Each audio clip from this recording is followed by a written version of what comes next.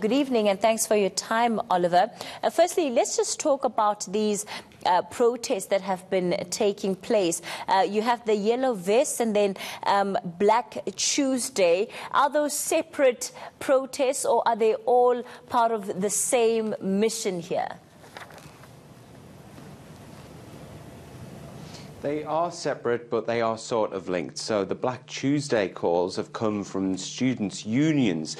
Now, the students are into their second week of protests. They're angry about a number of educational reforms that the Macron government is trying to push through, namely to do with the end-of-year exams that students sit here and the fact that universities will now be able to filter students and put in some extra criteria into how they select the students. So we've seen over the last 8 to 10 days, students taking to the streets in some parts of the country, those turning quite violent. Here in Paris, 3,000 students have marched in various streets today. It's been quite peaceful. There's been no real flare-ups. Earlier on, we're walking along and speaking to the police, and they were on standby on one of the side roads.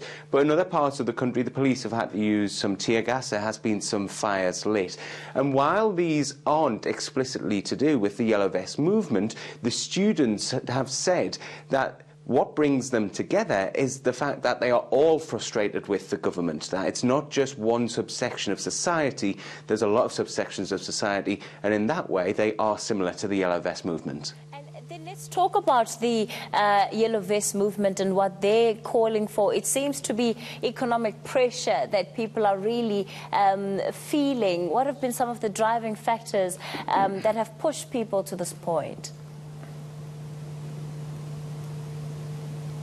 Well, the main thing that people are complaining about, especially the Yellow Vest movement, is the high cost of living in France and the relatively low wages, what they say, the low wages that they are having to live with. Now, President Macron, as you said in the introduction there, is raising the minimum wage by €100 a month. There's going to be calls for employers to pay out a bonus to their staff at the end of the year if they can. That overtime should be paid without any taxes or charges put onto it. But the problem is that there are so many demands within the Yellow Vest movement. Some people are still not happy with what the government has announced. Now, this is quite a big climb down for the government. They'd already scrapped the rise in fuel taxes, which were due to come in on the 1st of January.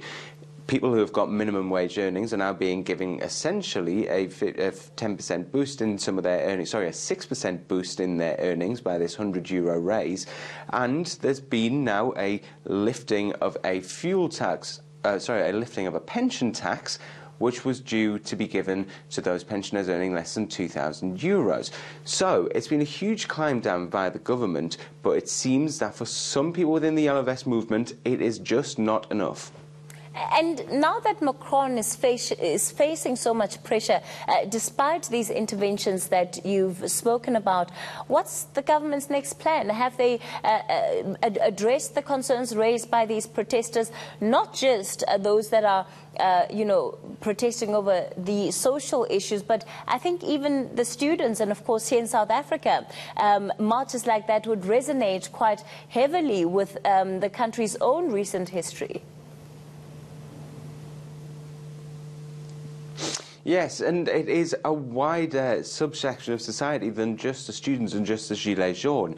For example, the National Bar Association has called solicitors and lawyers to go and try and block courthouses. We've seen medical staff on the front line. The ambulances have been blocking parts of Paris within the last 2 weeks. So it is a really wide-ranging debate that is going on, and that's something which French President Emmanuel Macron says he hopes to address in a nationwide debate. He wants to get viewpoints from all sections of society. He's going to report back to the people on a regular basis. He says that he's going to meet with every mayor within France to try and gauge the temperature within the country at the moment and try and deal with what he says is an economic and social emergency. All right, let's leave it there for tonight. Developments in France in terms of those protests.